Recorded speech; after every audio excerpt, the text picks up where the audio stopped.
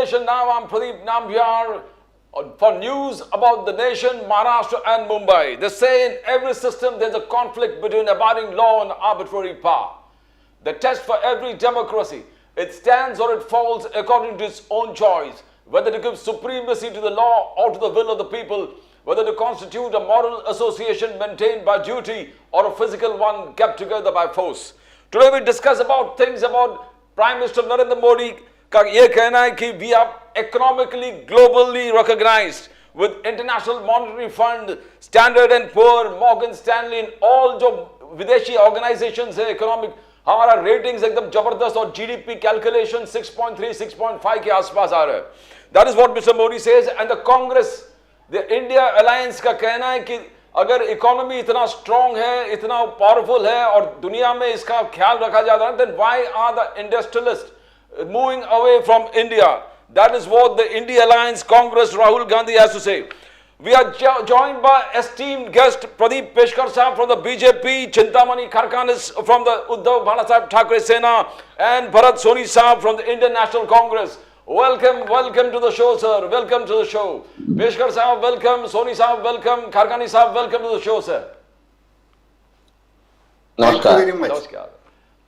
Today, Thank you, Pradeep ji. Yeah, Prime Minister Modi ji का कहना है कि हमारा इकोनॉमी ग्लोबली रिकॉग्नाइज्ड है. The whole world is recognizing how strong and powerful our economy is. Prime Minister Modi का कहना है, Moody's ने हमको 6.7% GDP का ग्रोथ रेट फोरकास्ट किया है. International monetary fund 6.3% growth rate predict किया है.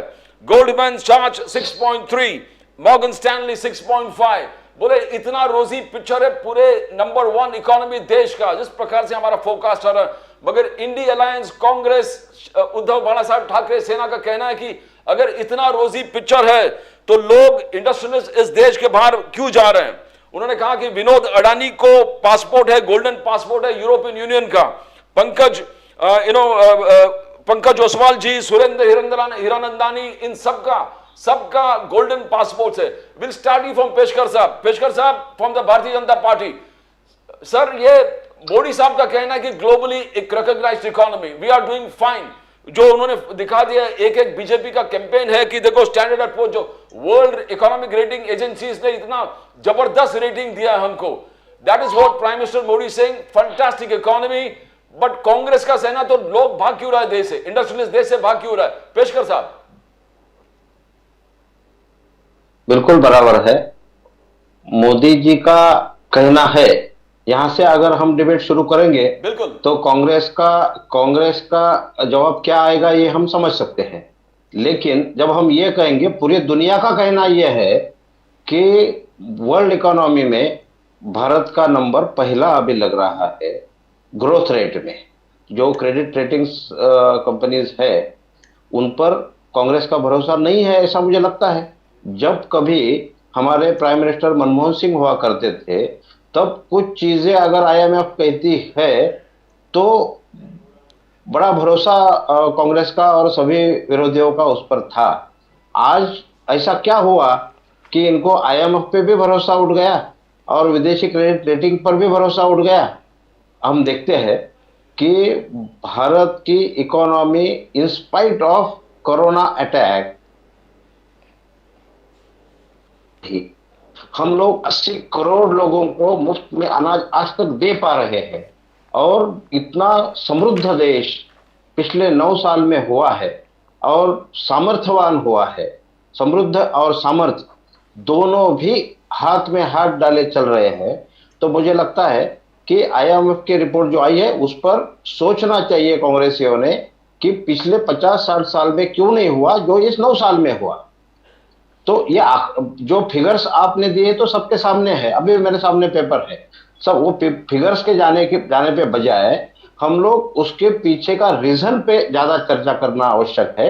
क्योंकि ये ऐसा क्या हुआ कि ईज ऑफ डूइंग बिजनेस के रैंकिंग में भी हम बढ़ गए, गवर्नेंस के रैंकिंग में भी हम बढ़ गए, और यहाँ पर आने वाली कंपनियों के जो इन्वेस्टमेंट है उसमें भी हम बढ़ गए.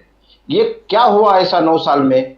हम 50 साल में जो नहीं कर पाए, जो कर पाए वो अच्छा ही है, ऐसा नहीं कि कुछ नहीं हुआ, बहुत कुछ हुआ है. लेकिन 9 साल में ऐसा क्या बदलाव हुआ कि in spite of all attacks and जो कंडीशन आज रशिया और यूक्रेन में चल रही है, इसराइल हमास में चल रही है, मिडल ईस्ट में है, या हम लोग इधर देखेंगे, तो ये दुनिया के कंडीशन में जब पूरी दुनिया के बड़ी बड़ी इकोनॉमियां नीचे जाती हुई दिखाई दे रही है, हम यूएसए का तो डंका बहुत बजा रहे थे इतने साल तक, लेकिन आज तो देखिए 2 के नीचे आने के लिए अभी वो रेस कर रहे हैं। तो हमारी इकोनॉमी इतनी मजबूत क्यों है और ये ऐसा क्या हुआ 9 साल में, इसके ऊपर उन्होंने ध्यान देना चाहिए, ना कि घिसी पिटी बातें करना चाहिए कि ये भाग गया, वो भाग गया, वो भाग गया। उसका तो जवाब मैं बाद में दूंगा, आपने बीच में जिक्र निकाला, लेकिन वो क्यों गए? अभी भागेंगे ही, जो चोर है वो तो मोदी के डर से भागेंगे ही। So, Soni Saab, before I come to you, I'll just go to Chintamani Kharkani Saab from the Uddhav Bala Saab Thackeray Sila. Kharkani Saab, you heard Pradeep Peshkar from the BJP. उनका कहना है कि रोजी picture इसलिए है और मोदी साहब का मेहनत लगातार, जो मोदी साहब जबरदस्त मेहनत करें 9 साल, जो बेमिसाल है, that is what Pradeep Peshkar from the BJP Singh. Kharkani साहब, आपका राय क्या है?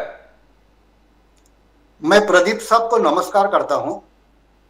यहाँ पे मैं इतना ही कहना चाहता हूं कि खाली काउंटर अटैक और अटैक के लिए हम लोग बात नहीं करेंगे। हम सब लोग भारत देश के वासी हैं और हमें भारत देश के प्रति विश्वास होना चाहिए, ना कोई पार्टी या कोई व्यक्ति के ऊपर, क्योंकि व्यक्ति से या पार्टी से देश नहीं बनता। देश जो बनता है वो सभी भारतवासियों के वजह से बनता है। ये देश में हर धर्म का, हर मजहब का आदमी यहाँ पे रहता है और उसके वजह से ये देश की पहचान है।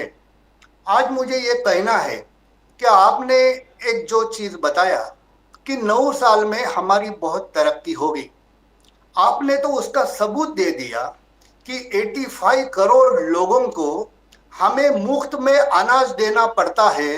इसका मतलब भारत देश में 85 करोड़ लोग वो बेकारी में हैं, वो लोग कमा नहीं सकते, वो निचले स्तर पे है।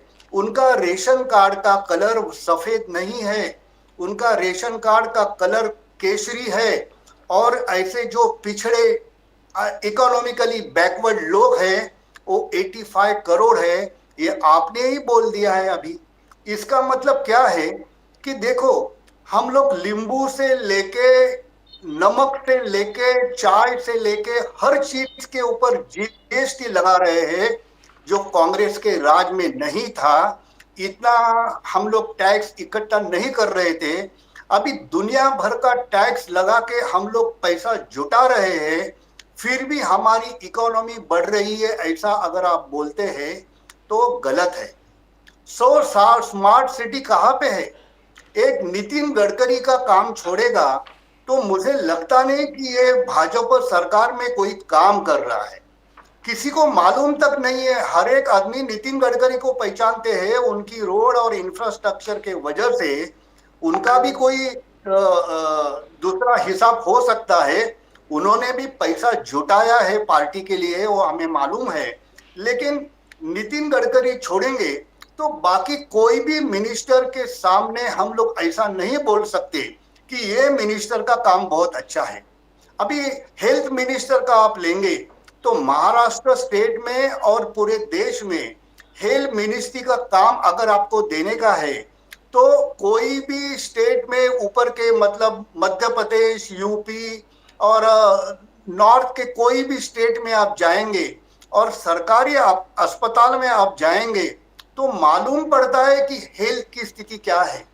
मैं प्राइवेट हॉस्पिटल की बात नहीं करता, क्योंकि प्राइवेट हॉस्पिटल लोगों से पैसे लेते हैं, गवर्नमेंट को टैक्स देते हैं और हॉस्पिटल चलाते हैं। उनका अपना एक हॉस्पिटल चलाने का तरीका रहता है। लेकिन अगर गवर्नमेंट की ड्यूटी है तो गवर्नमेंट कहाँ तक अपनी ड्यूटी कर रही है वो हमें देखना है।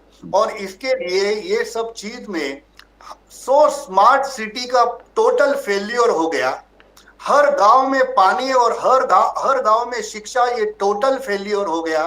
अभी भी बहुत सारे विलेज, महाराष्ट्र जैसे स्टेट में भी बहुत सारे विलेजेस ऐसे हैं, उत्तर प्रदेश में बहुत सारे विलेजेस ऐसे हैं वहां पे पानी नहीं मिलता, लोगों को 2-2, 3-3 किलोमीटर जाके पानी भर के लाना पड़ता है। ये तो गवर्नमेंट का टोटल फेल्योर है। अगर उसके लिए आप कांग्रेस को और पिछले गवर्नमेंट को आप जिम्मेदार समझते हैं, तो 2014 को इंडिपेंडेंस मिला कैसे आप कैसे बोलते हैं? अगर 2014 तक कुछ काम ये देश में नहीं हुआ और 2014 को इंडिपेंडेंस मिला ऐसा आप बोलते हैं, तो 2014 के बाद में 9-10 साल होने को आया, आपने क्या सुधार किया? और आपको कितने साल चाहिए? आपको अभी कितना वक्त चाहिए कि जिसमें ये देश बाकी देशों की तुलना में, जो यूरोपियन कंट्रीज है उसके तुलना में हमारा देश का नाम आगे बढ़े? खुद की पीठ थपथपा के हम लोग नहीं बोल सकते कि हमारा देश आगे है।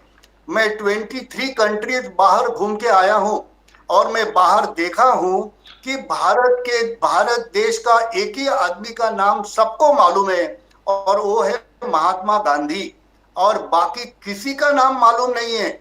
ये मोदी जी कौन है करके मैं पूछेगा तो जो न्यूज देखते हैं और भारत के न्यूज देखते हैं उनको शायद मालूम रहेगा, लेकिन कॉमन आदमी को भारत के बाहर ये देश के किसी भी आदमी का नाम मालूम नहीं है एक्सेप्ट महात्मा गांधी।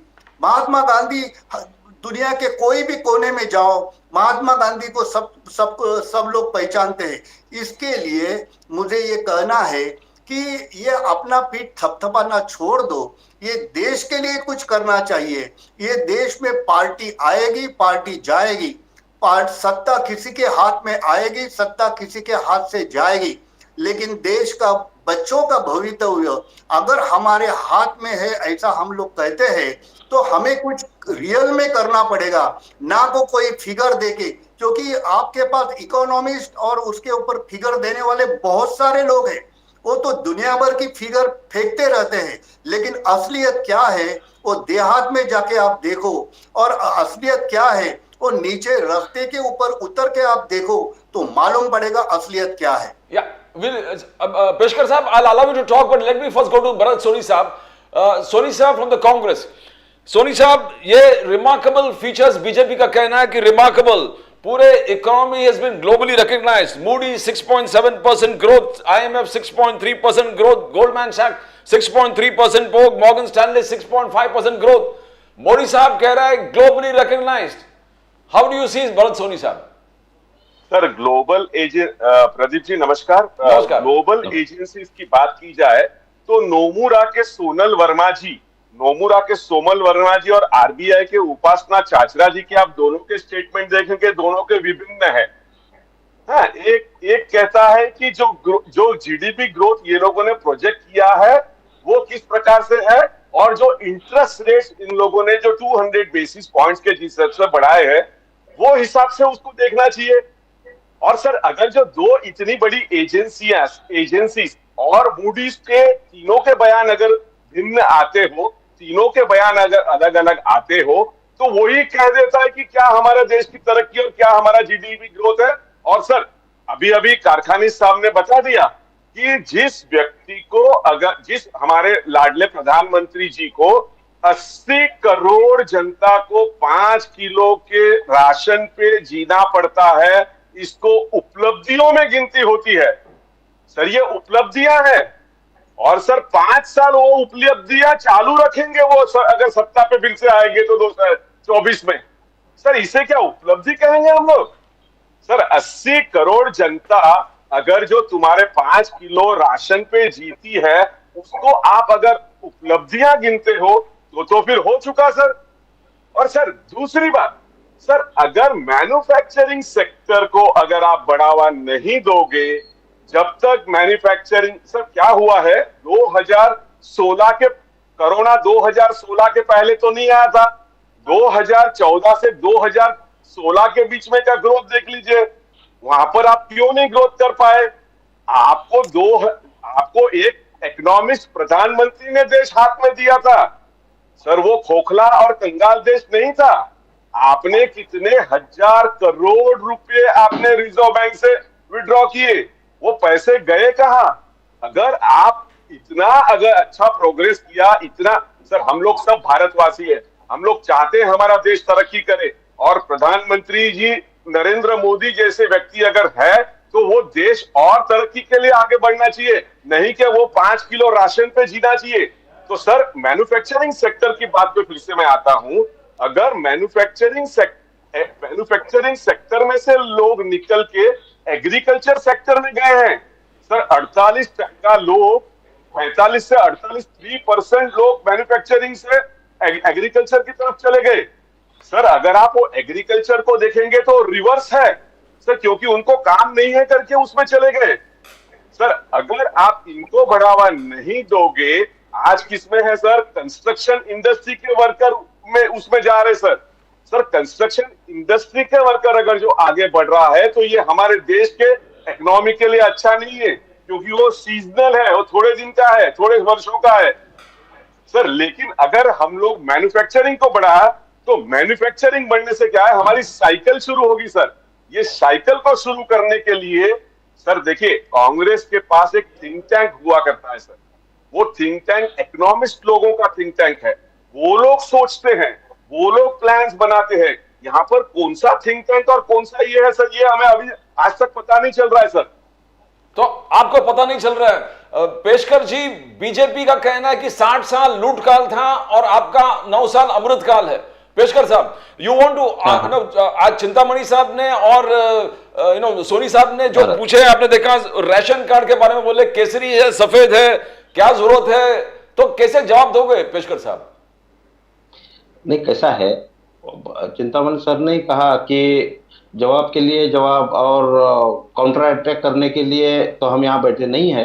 बिल्कुल बहुत अच्छी बात बताई उन्होंने, और उसी लाइन पे आगे ले जाते हुए मैं थोड़ा कहूँगा कि 60 साल में जो नहीं हुआ वो करने का और अच्छा काम करने का जिम्मा जनता ने मोदी जी को दिया।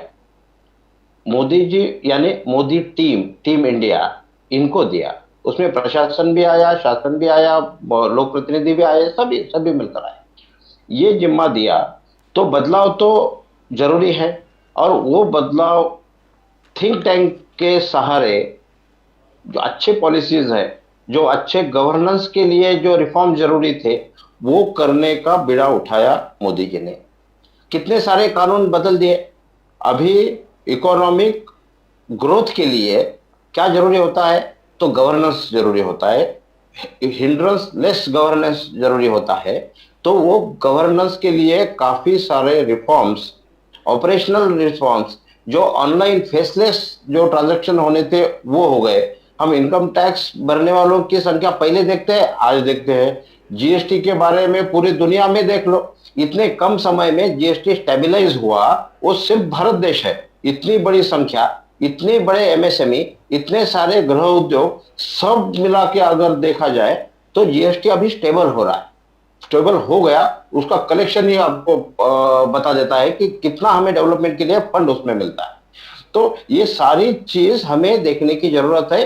पहले पार्टियों ने तो हिम्मत भी नहीं की, सिर्फ बातें की कि हम लोग जीएसटी लाएंगे, क्योंकि मैं तो बहुत सारे उद्योग का कार्यकर्ता रहा हूं, मुझे पता है कि हम कितने सालों से मांग कर रहे थे कि जीएसटी चाहिए, यहाँ पर गुड्स एंड सर्विस टैक्स चाहिए, लेकिन हो नहीं पाया। होगी मुश्किलें तब की तब, लेकिन ये रिस्क लेके जब माननीय अरुण जेटली जी ने एक कदम रखा और मोदी जी ने पूरी ताकत के साथ उसको इम्प्लीमेंट किया, तो मुझे लगता है कि 2-3 साल मुश्किल में गए, सभी को गए मुश्किल में, क्योंकि वो सब नई सिस्टम है, सबको तकलीफ हुई। लेकिन एक बार जीएसटी का अभी स्टेबलाइज हो गया है, तो अभी जीएसटी के बारे में कंप्लेंट नहीं होनी चाहिए, और नहीं है भी नहीं। किसकी कंप्लेंट है? जिसको चोरी करना है, जिसको जीएसटी में चोरी करना है, सरकार का पैसा भरना नहीं है टैक्स, और उसको तो तकलीफ होनी ही होनी, उसमें तो हम कुछ नहीं बोल सकते। दूसरी बात, सर ने कहा कि 80 करोड़ लोगों के बाद जब मैंने निकाली, ये तो सपोर्ट सिस्टम है, इसके ऊपर डिपेंड रहना, ये बात मतलब ये गलत है। बाल की खाल निकालने जैसा ये बात हो गई कि आपने बोला तो ये ऐसा हो गया, ऐसा नहीं है। और आप अगर जो क्रेडिट रेटिंग्स कंपनीज है, एजेंसीज है, उनके ऊपर आप भरोसा नहीं करते हैं, तो मुझे बताइए, कांग्रेस के भरत सर है, तो अभी उन्होंने ही बताना चाहिए कि हिंडनबर्ग के रिपोर्ट पे आपका भरोसा है, जिसका आगा न पीछा, कौन है पता नहीं, लेकिन उसके ऊपर तो बस हाय हल्ला उठा दिया। हिंडनबर्ग का आपको रिपोर्ट बहुत जल्दी मिल जाता है, समझ में भी आता है। हम आज तक दुनिया में समझ नहीं पाया कि हिंडनबर्ग है कौन, लेकिन उसके ऊपर आप हाय हल्ला मचाते हो। और आईएमएफ बोल रही है, मॉर्गन स्टैनली बोल रहा है, जो वेल रेपुटेड एजेंसीज है, उनके रिपोर्ट पर आपका भरोसा नहीं है। ऐसा क्यों है भाई? सिलेक्टिव हो आप। फॉरेन जो जॉर्ज सोरेस के रिपोर्ट पर भरोसा है, लेकिन इन पर भरोसा नहीं है। ये इस प्रकार की बातें, इलेक्शन है, ठीक है, हम भी मानते हैं कि इलेक्शन के समय आप बोलेंगे ही, लेकिन इस प्रकार की बातें थोड़े अभी बाजू में रखिए। और जो आपने कहा, हम भारतवासी हैं, हम सब भारत का कल्याण चाहते हैं, और आपको मैं धन्यवाद दूंगा भारत सर कि आपने ये मान लिया कि मोदी जी जैसा प्राइम मिनिस्टर है तो देश और आगे जाना चाहिए। इसीलिए तो मोदी जी ने पीएलआई स्कीम लाया मैन्युफैक्चरिंग सेक्टर में, इसीलिए तो मेक इन इंडिया का बोलबाला अभी सब तरह चल रहा है। आज एप्पल ने भी डिसाइड कर लिया है कि पूरा एप्पल का मैन्युफैक्चरिंग भारत में होगा। क्यों? उनको बाकी देश नहीं है, लेकिन पूरा मैन्युफैक्चरिंग भारत में होगा। इसका कारण यही है कि यहाँ का ईज ऑफ डूइंग बिजनेस का रैंकिंग, इसका इजी गवर्नेंस का रैंकिंग, और यहाँ पर शांति, ये तीनों चीजें मिलकर इंडस्ट्रियल एनवायरनमेंट मिलता है। तो इसका मुझे लगता है कि आप सभी ने स्वागत करना चाहिए। ठीक है, 2-3 महीना अभी चला लो काम, बाद में तो आपको स्वागत ही करना है। Before Soni साहब I come to you, I'll go to Chintamani Khadkani साहब. Khadkani साहब is waiting. Khadkani साहब, जैसे आपने सुना, पेशकर साहब का कहना है कि आपको इंटरनेशनल एजेंसी का रिपोर्ट अच्छा नहीं लगता है, सिर्फ हिंडनबर्ग का और जॉर्ज सोरेस का रिपोर्ट अच्छा लगता है। खड़कानी साहब, उसके ऊपर मैं तो बाद में बोलूंगा। बिल्कुल बिल्कुल सर। जीएसटी के ऊपर मैं पहले उनको पूछना चाहता हूं कि जिस दिन जीएसटी का बहुत बड़ा ऐलान हो गया, ये कोई भी गवर्नमेंट जनता के ऊपर टैक्स लगाती है, ये बहुत ढोल बजा के टैक्स नहीं लगाती, लेकिन इस गवर्नमेंट ने बहुत बड़ा ढोल बजा के टैक्स जीएसटी चालू किया। लेकिन वही GST, one nation one tax का बात अगर आप करते हैं तो पेट्रोल और डीजल के ऊपर जीएसटी क्यों नहीं लगाया? क्योंकि वो रिलायंस को सपोर्ट करना था।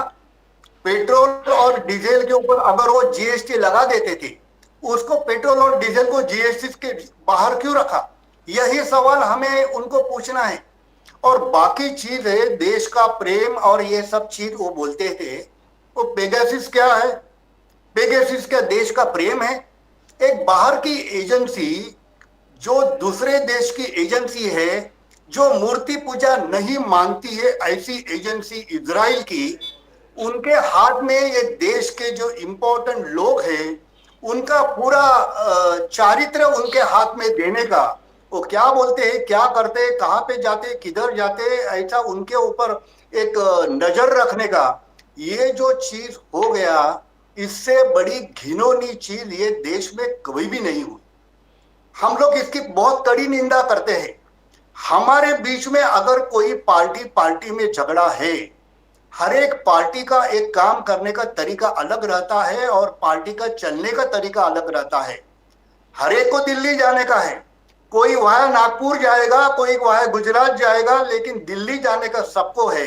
इसका मतलब ये नहीं है कि गुजरात से जाने वाले को रोको और नागपुर से जाने वाले को जाने दो, ऐसा नहीं होता है ना।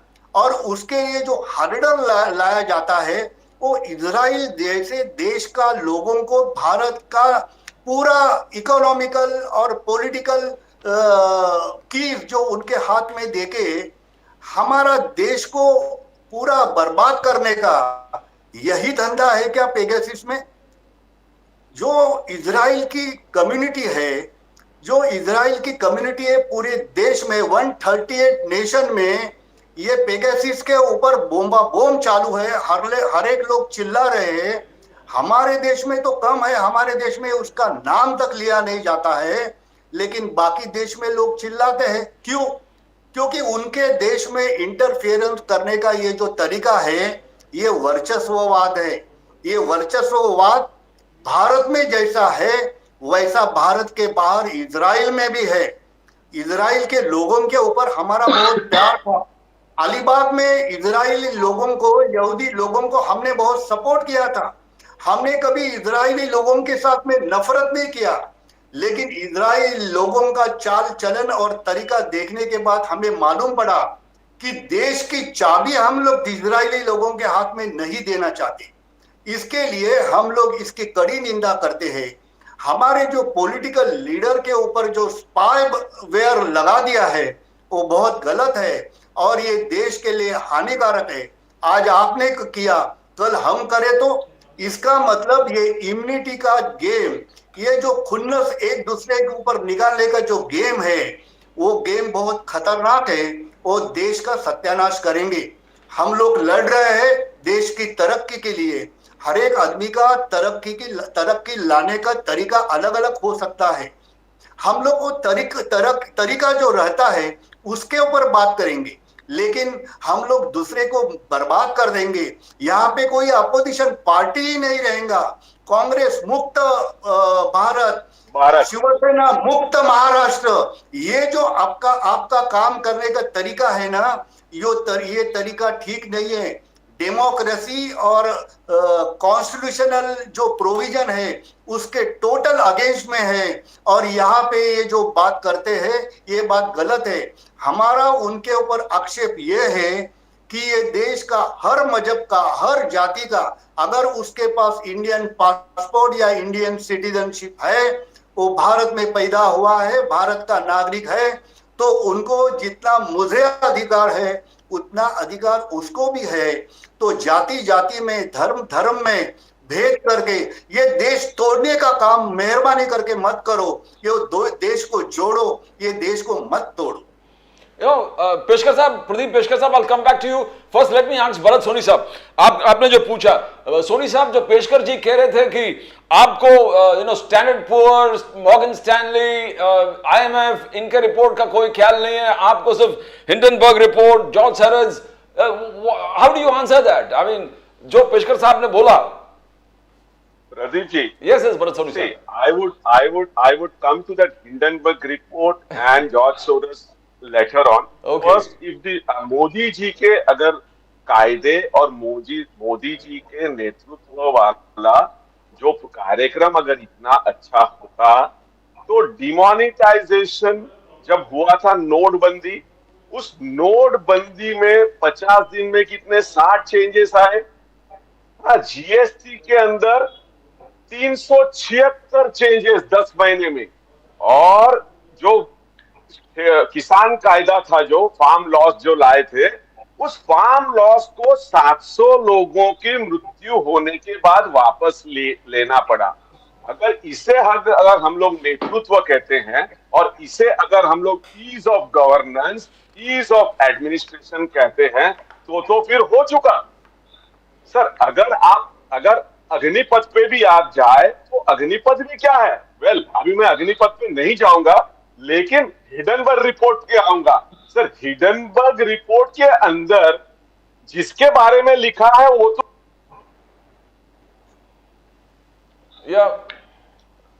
we just disturbed Soni Saab.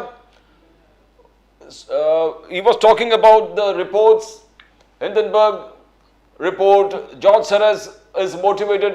तो अलग अलग चीज जो पेशकर साहब ने कहा, उस चीज का टोटल रिस्पॉन्ड कर रहे थे सोनी साहब। Our engineering is working on it, and shortly we'll get everybody on air. But this is what ये क्यों किया? सोनी साहब आप बोल रहे थे, बोलिए भरत सोनी साहब बोलिए। आवाज, I think the engineering Bhushan, please take care of the sound. Am I audible, sir? Yes, fantastic. We can hear you. Please go on, Soni sir. So, sir, if the Hindenburg was a short-selling agency, now when वो agency अगर किसी का नाम लेती है, तो उसके ऊपर चर्चा होनी चाहिए कि नहीं? उसके ऊपर इंक्वायरी होनी चाहिए कि नहीं? अगर उसमें जो अमाउंट इन्वॉल्व है, अगर उस अमाउंट इन्वॉल्व के ऊपर भी आप नहीं कुछ बोलोगे, तो फिर तो सर क्या रहा आपका एडमिनिस्ट्रेशन और कहाँ रहा आपका गवर्नेंस? अगर आप इस बारे में भी नहीं बोलना चाहते हैं, तो आप किस बारे पे बोलेंगे सर? आप 2 करोड़ नौकरियां देने वाले थे, आप ब्लैक मनी जो बाहर से लाने वाले थे, सर वो ब्लैक मनी आ चुका क्या? अगर उसमें भी क्या था विविधता, ब्लैक मनी लाकर उसमें भी देने में क्या, ये जो इनकम टैक्स भरेगा उसको सबसे पहले क्रेडिट होगा उसके खाते में। सर लोग सोच रहे हैं, लोग पूछ रहे हैं, sir doubling of farmer income कब होगा? सबको, हर किसी के घर सिर के ऊपर छत होगा 2021 में। 2020 में प्रधानमंत्री जी खुद कहते हैं कि yes we reiterate and we will be giving roof over head by 2021। Sir where are the keys? सारे लोग, हम लोग तो चाबियां ढूंढ रहे सर।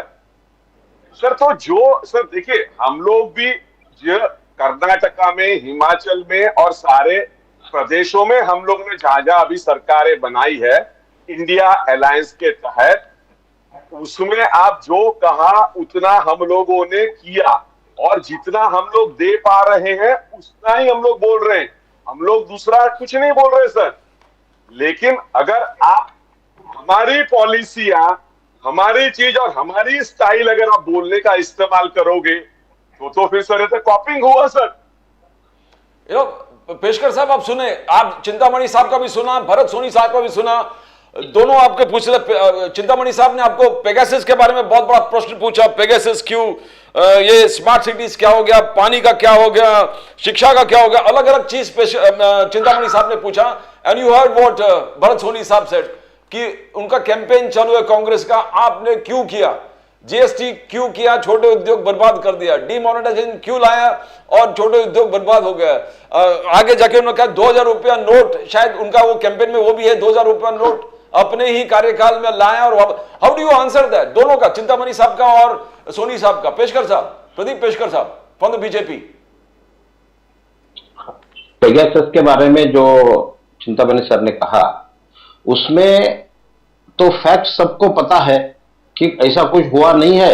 ये तो सुप्रीम कोर्ट में जो कमेटी अपॉइंट की थी, मेरे ख्याल से 2021 में वो कमेटी आई और 22 में उन्होंने पूरा रिपोर्ट भी दे दिया कि उसमें कोई बात निकली नहीं है। अभी इनका बाहर के, इस पर मैं समझ सकता हूं कि एजेंसी पर विश्वास नहीं है, सुप्रीम कोर्ट पर भी विश्वास नहीं है, तो हम क्या कर सकते हैं उसमें अभी, क्योंकि उसका ऑफिशियल फाइनल डिसीजन आना बाकी है, ठीक है। लेकिन उन्होंने तो पहले रिपोर्ट में माना है कि ऐसा कुछ हुआ नहीं है और किसी भी फंडामेंटल राइट्स का उल्लंघन यहाँ पर हुआ नहीं है और पेगासस के बारे में कोई भी चीज यहाँ पर हुई नहीं।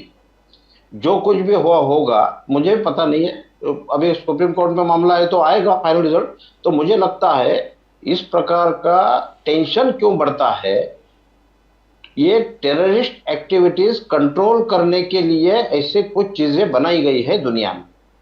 अगर मैं पेगासस के बारे में बात नहीं कर रहा हूं, मैं अलग बात कर रहा हूं कि टेररिस्ट एक्टिविटीज कंट्रोल करने के लिए जो जो कदम उठाने की जरूरत है वो मोदी सरकार जरूर उठाएगी, जरूर लाएगी, किसी से डरे बगैर आंख में आंख मिलाकर लाएगी। और उसके ऊपर अगर किसी को आपत्ति है तो वो अलग बात है, हम कुछ कह नहीं सकते उसके लिए। लेकिन इस प्रकार से फिर घिसी पिटी बातें, पुरानी बातें सिर्फ निकालना और भ्रम फैलाना जनता में, ये ठीक नहीं, क्योंकि लोगों को इतना पता नहीं होता है, मेमोरी शॉर्ट होती है बहुत। पेगासस अभी भूल गए थे लोग, मैं भी भूल गया था और सर ने अभी याद दिलाया तो मुझे थोड़ा सा रिकॉल करना पड़ा कि वो तो सुप्रीम कोर्ट में चल रहा है।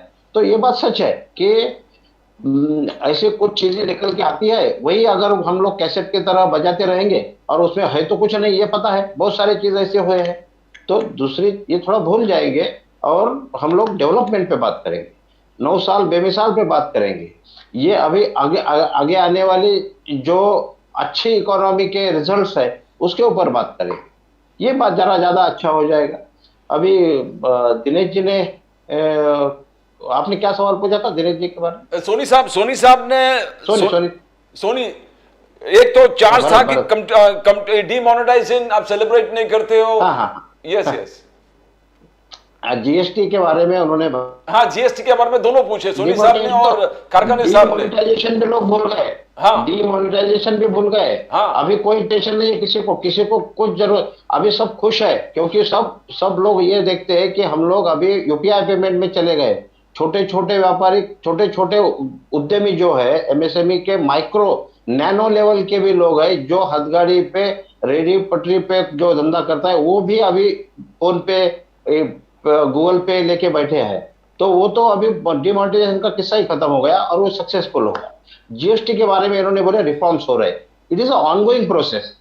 जीएसटी का या कुछ भी कानून जो है ना, ये कैसा है कि अंग्रेजों ने दिए हुए कानून आज तक जिंदा थे, इनको उसको हाथ ही नहीं लगाना है। हर चीज इनको क्या बोलते हैं उसे, इमोशनल चीज पे लेके जानी है। ये बात ऐसी है कि फेडरल स्ट्रक्चर है हमारे यहाँ पूरे राज्य। जीएसटी एक ऐसा कानून है जिसमें जीएसटी का टोटल डिसीजन किसी एक के ऊपर डिपेंड नहीं है। अर्थ मंत्री जो माननीय सीतारमण मैडम है, उन्होंने अगर सोचा और कल बदल दिया, ऐसा हो नहीं सकता है। जब ये यूनिनोमसली जब डिसाइड होगा, हर स्टेट के फाइनेंस मिनिस्टर वहां पर उनकी राय रखेंगे और सभी का एक मत होगा, तभी ये जीएसटी में बदलाव हो सकता है।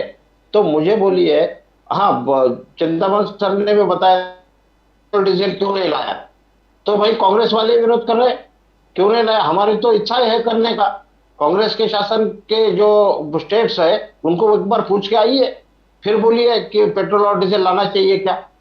ये बात काउंटर अटैक की नहीं है, ये स्टेट का एक बड़ा रेवेन्यू है। आखिर हमारा फेडरल स्ट्रक्चर में स्टेट भी चलाना होता है, और स्टेट चलाना है। हम लोग सीएम डिप्टी सीएम को जिम्मेदारी देते हैं, तो उनके हाथ में पैसा भी देना चाहिए ना। तो ये जीएसटी आज तक चेंज नहीं हुआ पेट्रोल डीजल का, इसका कारण सभी स्टेट के लिए वो आज तक जरूरी लगा। हम लोग किसी के डिसीजन के ऊपर आपत्ति नहीं उठाएंगे, लेकिन सिर्फ जनता में भ्रम फैलाने के लिए हम अगर ऐसा बोलते रहेंगे तो गलत बात है।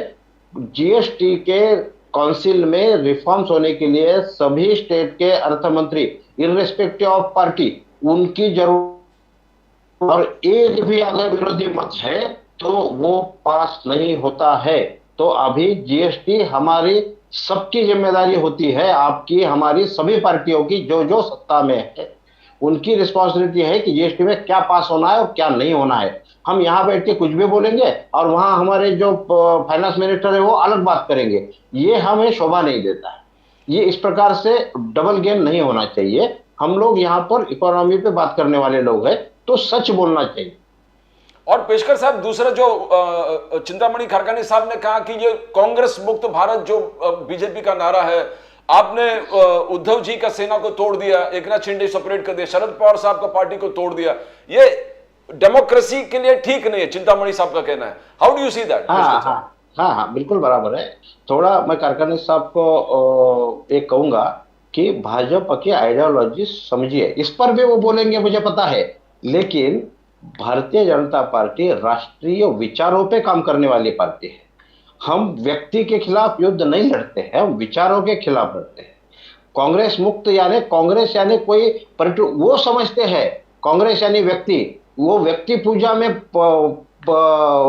क्या बोलते हैं, व्यक्ति पूजा में वो लिप्त हो गए हैं, एक ही परिवारवाद में वो अटक गए हैं, इसलिए उनकी प्रॉब्लम है। शिवसेना का भी वही प्रॉब्लम थी जो उद्धव ठाकरे परिवार की पार्टी है, तो परिवार के अगेंस्ट में कुछ नहीं है, कोई नहीं है, वो भी भारतवासी है, हमारे भारत के सम्मानीय नागरिक है, उनके ऊपर कुछ नहीं है। लेकिन हम विचारधारा के ऊपर काम करने वाले लोग हैं। कांग्रेस विचारधारा के ऊपर हमारा अटैक था, है और रहेगा। कांग्रेस विचारधारा मुक्त होनी चाहिए। भाजपा की विचारधारा राष्ट्रीय विचारधारा है। शिवसेना की विचारधारा, जब उद्धव जी ने बाला साहब ठाकरे जी का हिंदुत्व की आइडियोलॉजी छोड़ दी, वो कांग्रेस के साथ जाके बैठ गए, तो हमने तो कुछ करने की जरूरत नहीं पड़ी। माननीय मुख्यमंत्री एकनाथ जी शिंदे साहब के नेतृत्व में उनके ही 40 विधायक भाग गए, हम क्या करें उसमें? और वो निकल गए, हिंदुत्व के आधार पर निकल गए। उनको ही पूछना चाहिए, उन्होंने ही आत्म परीक्षण करना चाहिए खरकानी साहब ने कि भाई ऐसा हुआ कैसे और क्यों हुआ।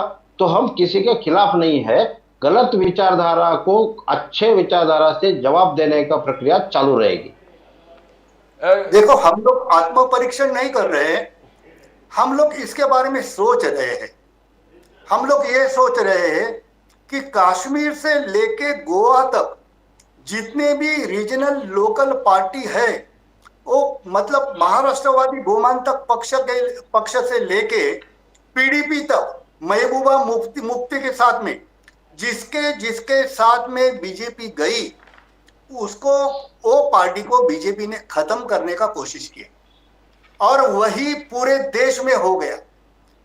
लालू प्रसाद यादव होने दो, बिहार होने दो, ओडिशा होने दो, सब जगह पे बीजेपी जहां पे जाएगी वहां पे लोकल पार्टी को दबाने का, उसको खत्म करने का, यही उनका अगर राष्ट्रीयत्व है तो ये राष्ट्रीयत्व के अगेंस्ट में ये इंडिया गठबंधन हो गया है।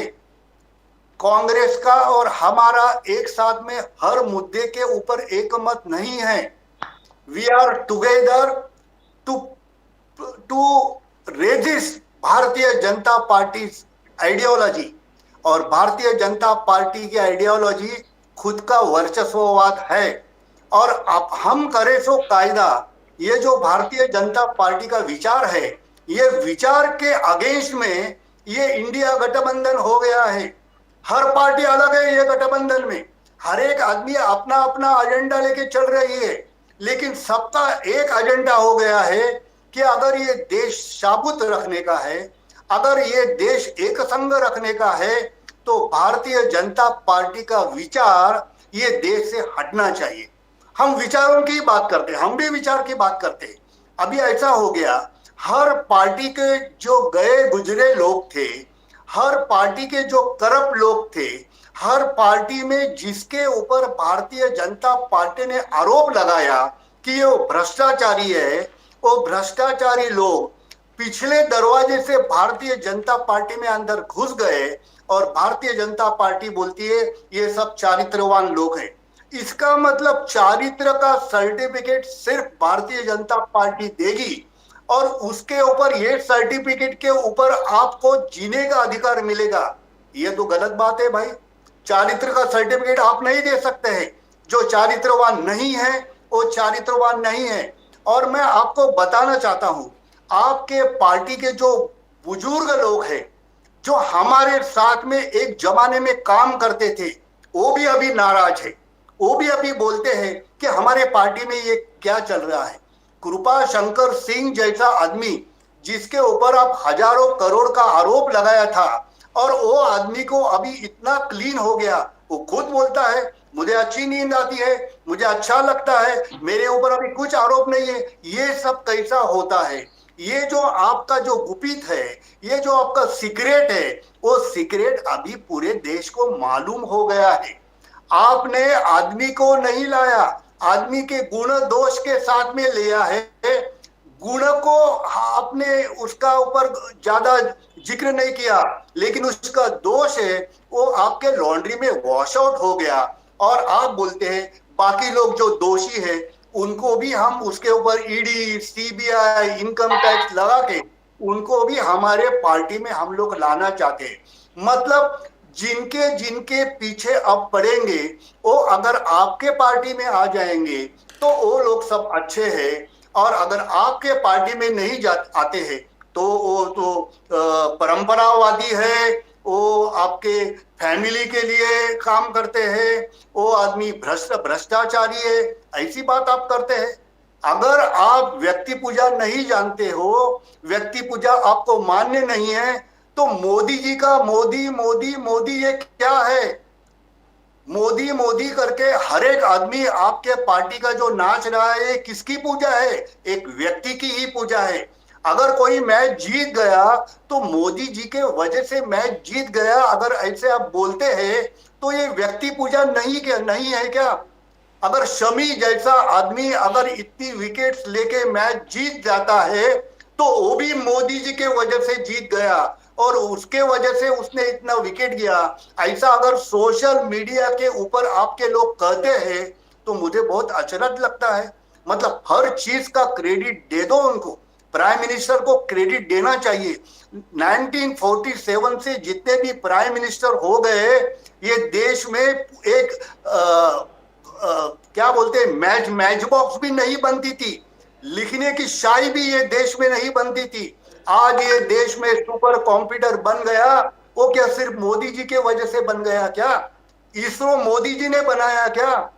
वो जो इतने बड़े हॉस्पिटल की चेन हो गई वो क्या मोदी जी ने बनाया? हर प्राइम मिनिस्टर का योगदान है। मैं किसी भी प्राइम मिनिस्टर को ऊंचा या नीचा दिखाने का कोशिश नहीं कर रहा हूं, लेकिन आपकी वजह से ये इनमिटी बढ़ गया। जब भी कांग्रेस का राज था तभी हर मजहब का आदमी और हर पार्टी का आदमी स्वतंत्र वीर सावरकर को कोई उसके ऊपर इल्जाम नहीं लगाता था, लेकिन सावरकर सावरकर सावरकर आपने इतना कर दिया कि सावरकर की दूसरी बाजू है ना, वो कांग्रेस ने सामने लाई और उसके ऊपर बहस होने लगा। आप दोषी है, सावरकर का नाम बदनाम करने के लिए आप लोग दोषी है, ध्यान में रखो। सावरकर हमने बचपन में पढ़ा, सावरकर के ऊपर हमने बचपन में बहुत भाषण दिए, तभी कांग्रेस का राज था, हमें किसी ने रोका नहीं। सावरकर जयंती करने के लिए हमारे ऊपर रोक नहीं थी, क्योंकि सावरकर के बारे में कोई भी गलत बात नहीं करता था। आपने सावरकर को इतना बड़ा करने का कोशिश किया, और सावरकर का और आपका कोई संबंध नहीं था। वो हिंदुत्ववादी ठीक है, लेकिन वो सावरकर आपके पार्टी के नहीं थे। राष्ट्रीय स्वयंसेवक संघ और सावरकर का कोई लेना देना नहीं था। उन्होंने तो हिंदू महासभा निकाली थी, लेकिन हिंदुत्व को आप इतना बढ़ाना चाहते थे कि कांग्रेस के राज में भी जो बड़े बड़े नेता थे, जो सामर्थ्यवान लोग थे, जो हिंदुत्व के लिए बात करते थे, वो सब हमारे हैं, क्योंकि आपके पास दिखाने के लिए कोई है ही नहीं। आपके पास ऐसा कोई नेता नहीं है कि आप देश के सामने उसको रख सके, सिवाय मोदी जी। पहले आपके पास कोई भी इतना बड़ा नेता नहीं था। इसके लिए वल्लभ भाई पटेल को अब हमारे बोलते हैं, इसके लिए विवेकानंद को आप हमारे बोलते हैं, और उनके ऊपर आप हमारा अधिकार है ऐसा करके आप बता रहे हैं। ये गलत है। ये पूरे देश के लोग हैं। वल्लभ भाई पटेल को ये पार्टी के भले पार्टी से होने दो, लेकिन उन्होंने देश के लिए काम किया। आप 370 आर्टिकल के ऊपर बात करते थे। 565 स्टेट जो ये देश में थे, पहले जब हमें इंडिपेंडेंस मिला, वो 565 जो छोटे छोटे स्टेट्स थे, राजा महाराजा था, उनको अनेक्स करके ये देश को एक बलवान देश बनाने के लिए जो वल्लभ भाई पटेल ने काम किया था, वो एक जमाने में कांग्रेस के प्रेसिडेंट थे, वो आप भूलना नहीं। और इसके लिए कांग्रेस ने क्या किया, ये जो आप बोलते हैं ना, तो 370 आर्टिकल से कई गुना ज्यादा कांग्रेस ने काम किया है। नहीं तो हैदराबाद और जूनागढ़ हमारे देश में नहीं रहता था। ध्यान में रखो, ये देश में भी हजारों छोटे छोटे राज्य होते थे, और आपको तो अभी यही चाहिए। मतलब आपका एजेंडा क्या है? कोई बड़ा राज्य के लिए, स्टेट के लिए आप सपोर्ट नहीं कर रहे। आपको महाराष्ट्र तोड़ने का है, आपको विदर्भ अलग करने का है। मतलब महाराष्ट्र के उत्तर महाराष्ट्र, दक्षिण महाराष्ट्र, पश्चिम महाराष्ट्र, दक्षिण महाराष्ट्र, ऐसा सब करने का है। मतलब एक स्टेट है उसको भी तोड़ना चाहते हैं, एक देश है उसको भी तोड़ना चाहते हैं, एक राज्य का अलग अलग राज्य बनाना चाहते हैं। इसका मतलब तोड़ो फोड़ो और अपना वर्चस्व दिखाओ, ये सब आपकी राजनीति है। ये राजनीति जनता को मंजूर नहीं है। एक चीज ध्यान में रखो, आपको 37% वोट मिला है, और 37% वोट बोलेगा तो बाकी का पूरा 63% वोट जो है वो आपके अगेंस्ट में गया है। आज इंडिया अलायंस होने के बाद में हम लोग जो बात करते हैं वो ये 67% वोट के ऊपर बात करते हैं। आपके प्राइम मिनिस्टर ने, आपके बोलोगे तो हमारे प्राइम मिनिस्टर मोदी जी हमारे प्राइम मिनिस्टर है, हमारे देश के प्राइम मिनिस्टर है। उन्होंने बताया था कि हर एमपी एक देहात को गोद में लेके वो देहात को बहुत बढ़िया बनाएगा। कितने देहात को बढ़िया बनाया आपने? 500 देहात बढ़िया एक साल में बनने वाले थे। आज तक 10 साल में कितने देहात का अमूलाग्र बदल हो गया। सचिन तेंदुलकर ने एक देहात लिया था, उसमें कुछ स्कूल वगैरह उसने डाला। ऐसा एक भी आप एग्जाम्पल नहीं दे सकते हैं। भारतीय जनता पार्टी के एमपी ने ऐसा दिखाना चाहिए कि एक एमपी ने 5 साल में 5 देहात को एक स्मार्ट देहात बनाया, और वहां पे हर चीज आ गया, और वहां के देहात के लोगों को बाकी लोगों के ऊपर, बाकी देहात के ऊपर और स्टेट के ऊपर डिपेंड रहने का जरूरत नहीं है। ऐसा एक भी देहात आपने नहीं बनाया। आपने सो स्मार्ट सिटी का बात किया था, कहाँ पे सो स्मार्ट सिटी? करकनी साहब, गुजरात में जाके देखो। करकनी साहब, आपने बहुत बड़ा आरोप लगा, 50-60 इश्यूज निकाल दिए अभी। पेशकर साहब को भूल जाए, एक एक इश्यूज को आपको बताएं, बिकॉज बहुत बड़ा लिस्ट है आपका। मैं चाहता हूं कृपा करके पेशकर साहब इसके ऊपर कुछ बात करें। बिल्कुल, हम लोग जानने के लिए तरस रहे हैं कि हमारे 500 देहात कहाँ पे है, हमारे 100 स्मार्ट सिटी कहाँ पे है, हमारे बिल्कुल लिस्ट भेज देंगे आपको, लिस्ट भेज देंगे। हर साल जो बनने वाले थे वो कहाँ पे है, हमें देखना चाहते हैं, हम लोग देखना चाहते हो। मैं अहमदाबाद में जाके देखना चाहता हूँ। अभी खड़खड़ी साहब थोड़ा सोनी साहब को बोलने देते हैं, उसके बाद पेशकर साहब जवाब देंगे आपको। सोनी साहब, यू हर्ड के ऊपर अहमदाबाद जो सिटी का जो बस स्टेशन आपने दिखाया था, कोई चाइना का बस स्टेशन का फोटो डाल के आपने दिखाया था कि ये अहमदाबाद सिटी का बस स्टेशन है, वो कहाँ पे हम लोग ढूंढ रहे हैं, वो प्लीज बताओ हमें कहाँ। बिल्कुल बिल्कुल पूछता हूँ। 25-30 आपने टॉपिक्स उठा दिए खड़खड़ी साहब, 5 मिनट बोलिए आप। सोनी साहब, you reply, you heard what Peshkar ji said, you heard what Chintamani साहब से। बोलिए सोनी साहब, then will. Sir my half of the मेरी जो बहुत सारी जो मेरी कमेंट्स थी ना, वो चिंतामणि जी ने पूरी कर दी जो बोलने के। लेकिन मैं एक बात पे जरूर कहूंगा कि प्रदीप पेशकर जी ने पूछा परिवारवाद के बारे में, एक टिप्पणी की उन्होंने, बड़ी सरकास्टिक टिप्पणी की। तो सर परिवारवाद क्या सिर्फ कांग्रेस को ही लागू है? कांग्रेस में ही परिवारवाद है। अभी परसों 2 दिन पहले आपने स्टेट प्रेसिडेंट बनाया कर्नाटक में, वो परिवारवाद नहीं है? और वो बाप बेटे दोनों मिलकर परिवारवाद से लड़ेंगे। सर सबसे बड़ी हंसी उस बात पे आती है कि बीएसआर येदियुरप्पा जी और उनके बेटे ये दोनों मिलकर परिवारवाद के लिए लड़ेंगे। सर तो क्या लोगों को गुस्सा नहीं आता होगा? लोगों को हंसी नहीं आती होगी? और सर आप 25 साल पहले का महाराष्ट्र में देखिए, जहां पर बाला साहब ठाकरे जी, उद्धव ठाकरे जी और प्रमोद महाजन जी ने युति बनाई थी, उसके तहत आप लोग सत्ता पे आए। आप लोग इलेक्शन भी नहीं जीत पाते थे महाराष्ट्र में। आप लोग, अगर मराठी में कहावत है, त्यांच्या कुबडीवर बसून सत्तेवर आला। और सर गरज सरो आणि वैद्य मरो, ऐसा समझ के आप उनको आप अभी निष्कासित कर रहे हो, उनको दूर कर रहे हो, उनमें झगड़ा लगा रहे हो, उनके ही एमएलए। आपका ऑपरेशन लोटस क्या है सर? आपका ऑपरेशन लोटस दूसरा कुछ नहीं है, एमएलए की खरीदारी है सर। अगर आप महाराष्ट्र में, अगर आपका इतना अच्छा काम है और आपका इतना अच्छा गवर्नेंस है, तो सर कराइए तुरंत चुनाव। आप महानगर पालिका के चुनाव कराइए, वो जो नगर पालिका है उसमें चुनाव कराइए, वहां पर आप क्यों चुनाव नहीं करा रहे सर? सर इसलिए ये और सर आप ही लोगों ने कहा था कि हम ऐसा प्रशासन देंगे, हम आप ही की बातें आपसे। सर अपोजिशन का काम है कि नहीं प्रश्न पूछना? ये पहली बार ऐसा हो रहा है कि सरकार अपोजिशन से पूछती है कि आप जवाब दीजिए। सर ये बड़ी ताज्जुब वाली बात लगती है। तो नो विल गो पेशकर साहब, आपने सुना long list of Chintamani Kharkhari साहब, बड़े लिस्ट है। और we will give enough time, Pradeep ji. We will give him enough time. We will not interrupt him also. Let him reply. उनके लिस्ट वो पहले ही भेज दिए थे मोदी साहब के report card, right from surgical strike, Balakot strike, UPI payment, one nation. तो पेशकर साहब बोलिए। नहीं, लंबा चलेगा। अगर इस पर हर एक चीज पर बात करेंगे जाएंगे तो लंबा चलेगा। ये तो घिसी पिटी बातें हो गई। मैं नासिक से हूँ, इसलिए थोड़ा सावरकर जी के बारे में ज्यादा आपको बता सकता हूँ। चिंतामणि सर ने तो बोला कि हमने भाषण दिए, तो लेकिन ऐसा है कि वो अभ्यासक भी है,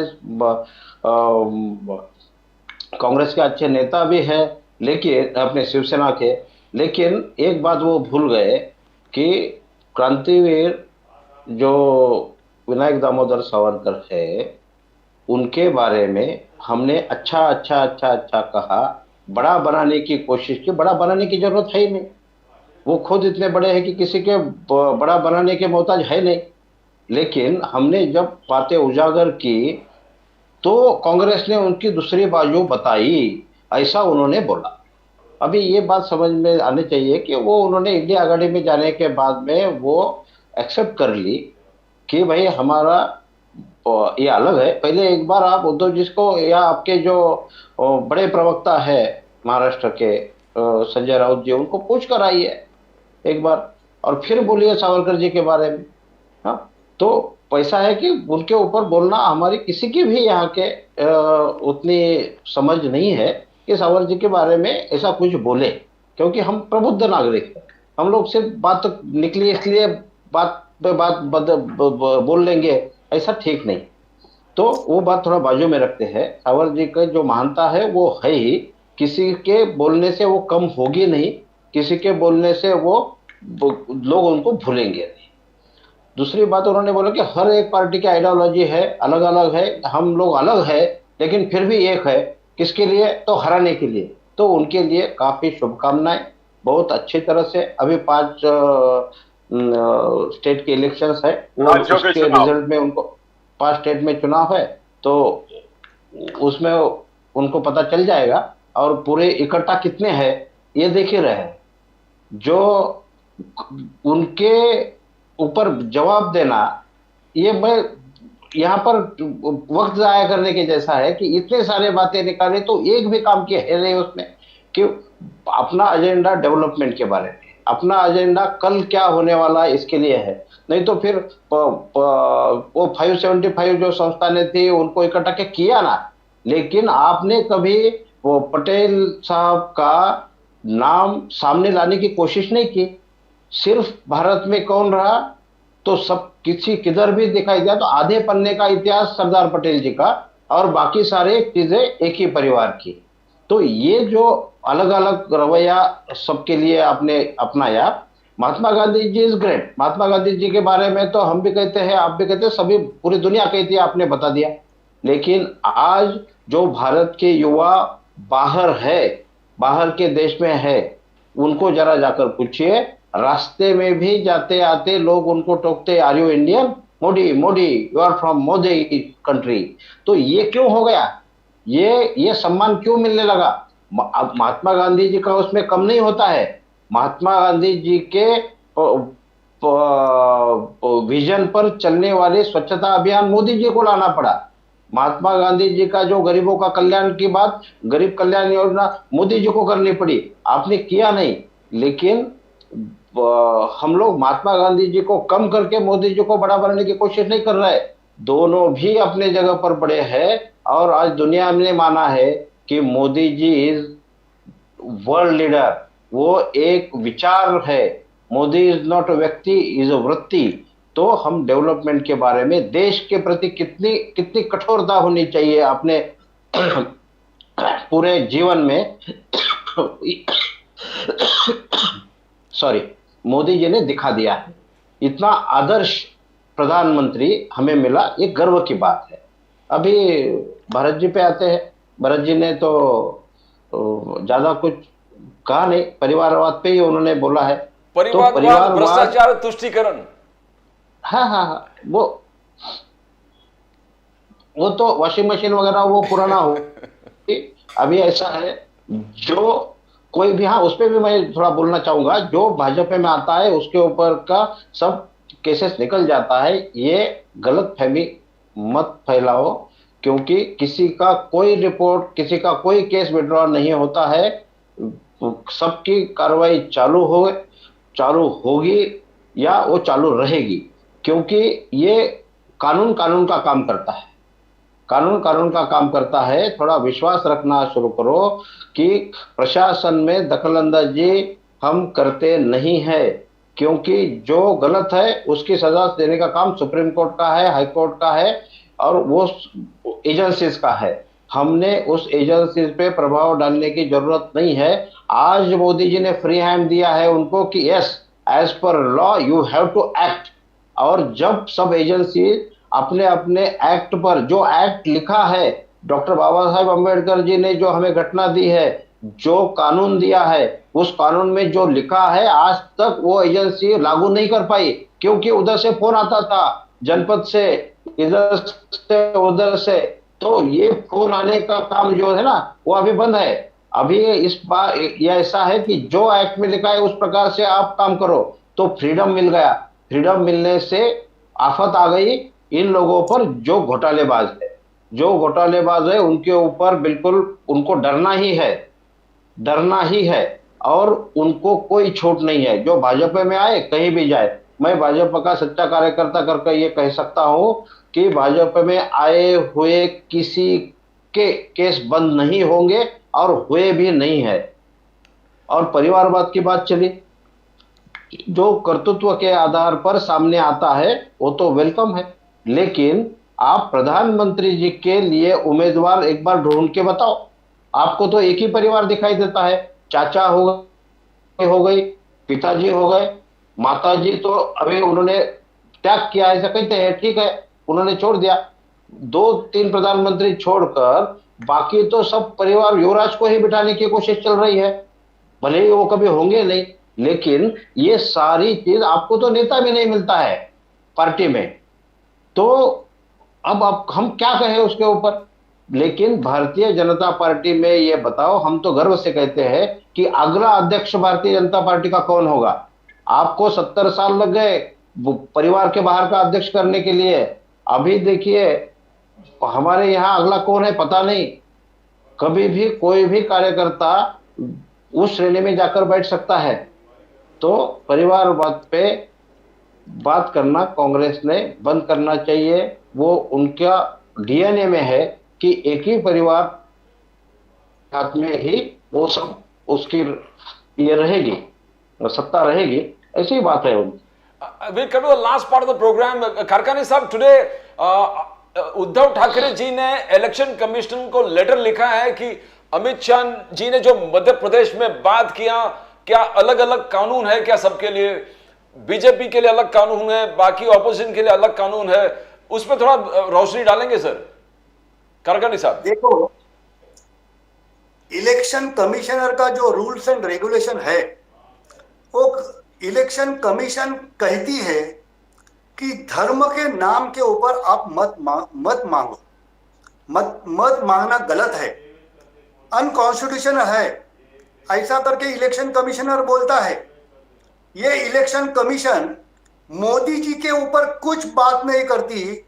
जो धर्म के नाम के ऊपर कर्नाटक ने उसने मत मांगा था, बोलो बजरंग बली की जय बोलो और सिक्का मारो, ये बात जब मोदी जी ने कही थी तभी इलेक्शन कमिश्नर चुप बैठे थे। इलेक्शन कमीशन उसके ऊपर जरा भी टिप्पणी नहीं की। और हमारे जब सुरेश प्रभु जब ऐसे बात कहते थे, वो इलेक्शन में शिवसेना प्रमुख बाळासाहेब ठाकरे जी और बाकी लोगों का मतदान का हक निकाला गया। ये कहाँ की राजनीति है? मतलब हम करे सो कायदा, इलेक्शन कमीशन हमारे हाथ में है, हम जो कहेंगे वैसा इलेक्शन कमीशन काम करेगा। ये जो राजनीति करने का तरीका है, इसको ही वर्चस्ववाद बोलते हैं। पार्टिसिपेटिव होना चाहिए। न्याय व्यवस्था, न्याय संस्था, इलेक्शन कमिश्नर और बाकी जितने भी लोग हैं, प्रशासन, एडमिनिस्ट्रेशन, जितने भी लोग हैं, ये सब स्वायत्त होने चाहिए और एक फ्रेमवर्क में वो लोग काम करना चाहिए। कॉन्स्टिट्यूशनल फ्रेमवर्क रहता है, उसमें वो लोग काम करना चाहिए। अगर दूसरे के फ्रेम में और कोई आके हस्तक्षेप करे तो वो अनकॉन्स्टिट्यूशनल होता है। इसके लिए शिवसेना प्रमुख का जो मतदान हक निकाला था, मतदान से उनको 6 साल के लिए रोका था, क्यों नहीं मोदी जी को मतदान का हक निकाल के उनके ऊपर 6 साल की रोक लगाई जाए? इसके लिए हम लोग बोलते हैं डोंट बी पार्शल। ये हमारे लिए एक न्याय और दूसरे के लिए एक न्याय। मैं तो शेषन को बहुत मानता था। शेषन ने ये इलेक्शन का जो प्रक्रिया है उसमें इतना बड़ा बदलाव लाया था, तभी कांग्रेस ही सत्ता में थी। शेषन ने ये दीवार के ऊपर वॉल पेंटिंग करने का, पोस्टर लगाने का, ये सब बंद किया था। 24 घंटा पहले से कोई हु का चू नहीं करती थी। अगर स्टेशन के लोग घूमते थे, मतलब इलेक्शन कमिश्नर के लोग रात में घूमते थे और किसी को पकड़ा जाता था तो उसको सीधा जेल में भेजा जाता था। आपने एफिडेविट में कुछ गलत बात की तो गलत बात लिखने के बाद में उसकी उम्मीदवारी या अगर वो चुन के आ गया तो उसको खारिज किया जाता था, उसको जेल भेजा जाता था। यहाँ पे हमारे प्राइम मिनिस्टर कभी लिखते हैं मैं डबल ग्रेजुएट हूँ, हमारे प्राइम मिनिस्टर कभी लिखते हैं मैं अनमैरिड हूँ, हमारे प्राइम मिनिस्टर लिखते हैं मैं मैरिड हूँ। ये अलग अलग एफिडेविट करके इलेक्शन कमिश्नर को बताया और इलेक्शन कमिश्नर चुप बैठा, इसका मतलब क्या है? अनकॉन्स्टिट्यूशनल बर्ताव हो रहा है। इसके लिए इलेक्शन कमिश्नर को हमें पूछना है कि ये अब आपको कैसा चलता है? ये सब हनुमान के नाम लेके हम लोग ये जो राजनीति कर रहे हैं और मत मांग रहे हैं, ये कैसा चलता है? तो हम भी मत मांगेंगे, हम छत्रपति शिवाजी महाराज और जय भवानी जय शिवाजी करके मत मांगेंगे, तो आप हमारे ऊपर अभी इल्जाम लगाने वाले हैं क्या?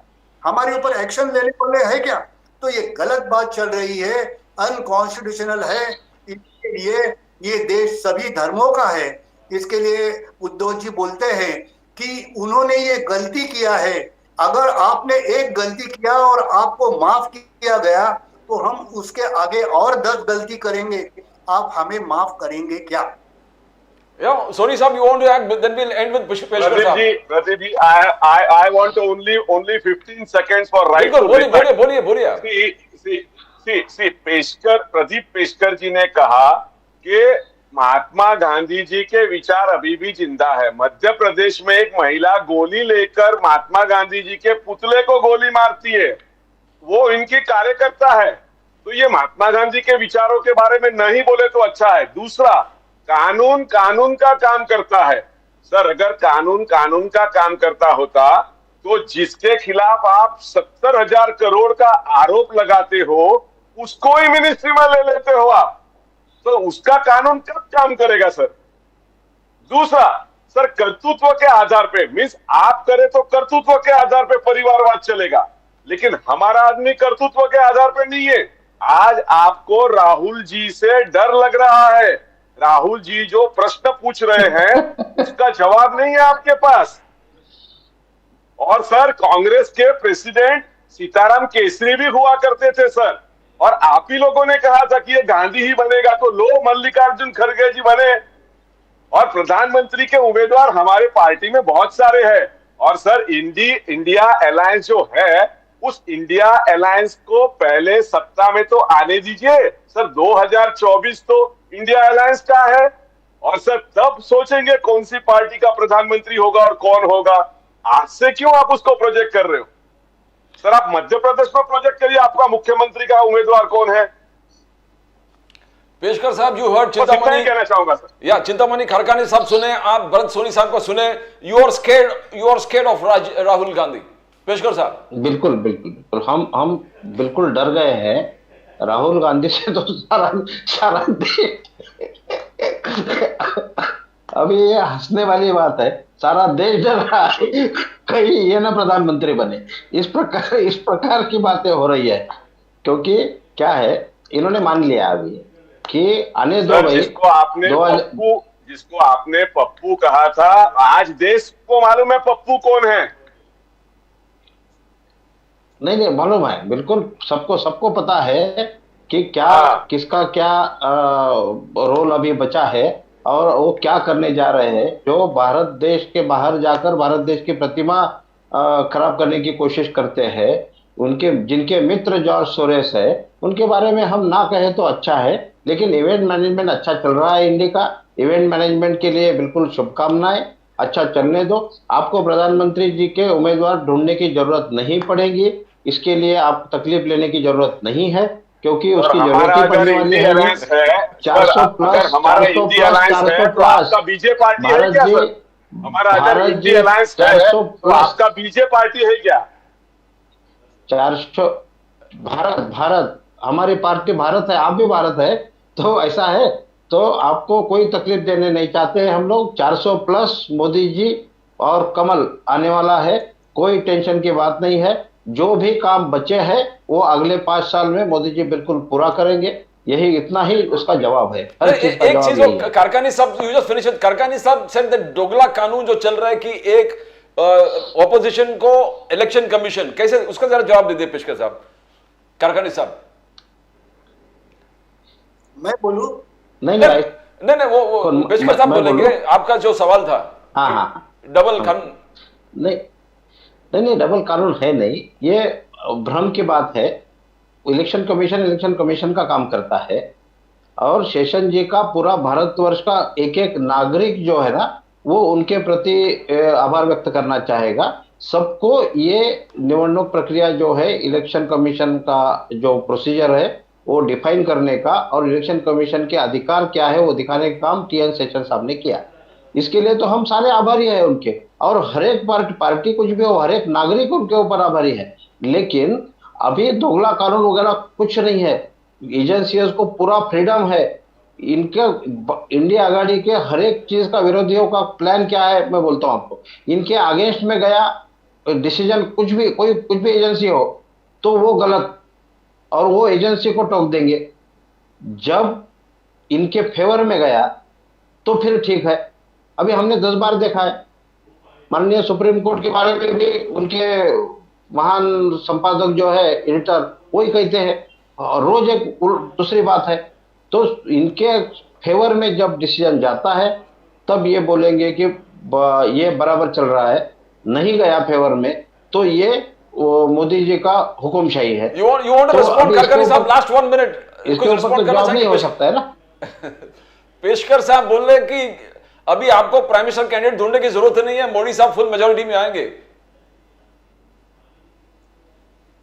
मैं बात करूं? हाँ बोलिए, लास्ट 1 मिनट बोलिए ना। मैं उनको शुभेच्छा देता हूं। हर पार्टी के कार्यकर्ता को अपने पार्टी के बारे में ये बोलना चाहिए, लेकिन एक चीज मैं उनको बताना चाहता हूं कि अभी देश का वातावरण पहले जैसा नहीं है।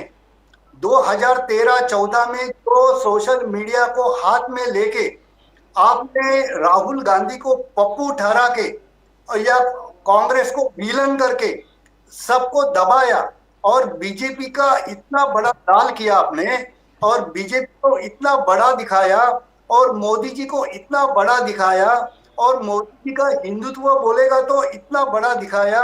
इसका ये रिपरकेशन अभी आ रहा है। यही सोशल मीडिया आपके गले का फंदा बन गया है। अभी सोशल मीडिया से आप भाग नहीं सकते। अभी ये देश का 140 करोड़ लोग आपके खिलाफ में करेगा, और सोशल मीडिया आपको भागने देगा।